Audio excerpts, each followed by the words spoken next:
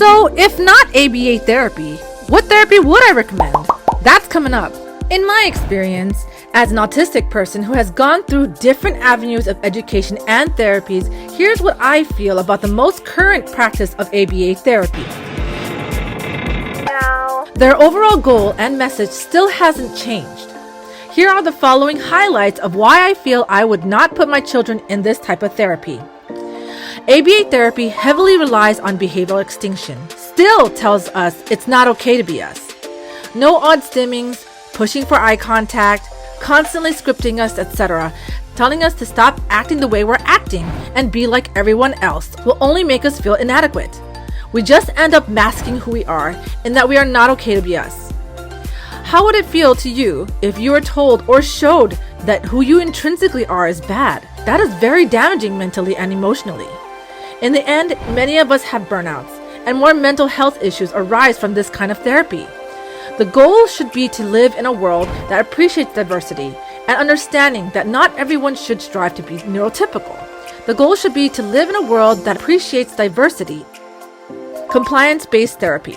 The autistic child must comply with the therapist, and if not, their favorite toy, snack, or even attention would be withheld from them. This is problematic when withholding something, such as being emotionally unavailable to your child's need, is very similar to being ignored by your spouse when you want to communicate. But that analogy is ignored due to autistic children being just that, children. That it's okay to do this because they're young and not an adult. What this teaches them is that if they want something, they must do what they don't want to do. Imagine them being at an age where peer pressure is involved, or if at a job someone is taking advantage of them. This can go down a bad path very quickly. Go with therapies or a therapist that listens to what the child does or does not want to do. It's like having a full-time job. A child should not be working 20 to 40 hours a week with someone. How stressful is it to have someone constantly hovering over you at your job, even on your break time? Constantly telling you what you should do and what you shouldn't do. This is quite harmful mentally, especially for an autistic child who finds other people stressful in the first place.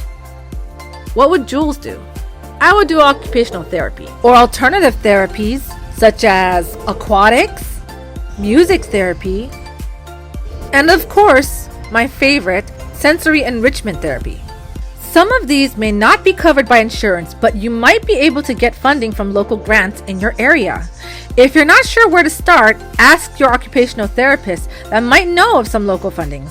Know that I'm a very involved mother, making sure my child is with a very kind-hearted individual who accepts when my child says no or shows they do not want to do something. In the end, it's being able to get support without overstepping their boundaries and autonomy. Let's find a mutual ground where both parties can be happy.